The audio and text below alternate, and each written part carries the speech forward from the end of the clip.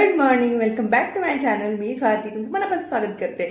आज मी ब्रेकफास्टमध्ये बनवते शेवया उपमा. सो मी त्याची रेसिपी शेअर करते. So stay tune for that. Bye. So start करूया व्हेजिटेबल शेवया उपमा. सो इथे मी आपल्या पोह्याला जेवढं सामान लागतं ना तेवढं सारं सामान मी घेते. कांदा उभा चिरून घेते कारण की मग थोडा लागला पाहिजे दाताखाली.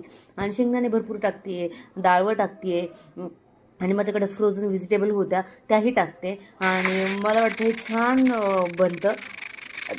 माझं हे गणित आहे याच्या बाबतीत की इक्वल सामान आणि इक्वल शेवया असल्यानं छान बनतो.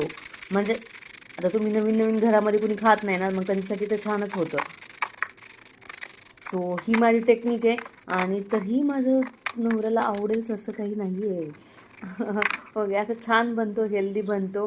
आणि मग तुमच्याकडे मॅगी मसाला असेल तर गुड, विदाऊट मॅगी मसालाही चालतो. मी मुलीसाठी नाही टाकत आहे. थँक्यू. असं होतं. आणि त्यासोबत इथे मी बनवते चटणी नारळाची. सो तीही किट्टूला खूप आवडते.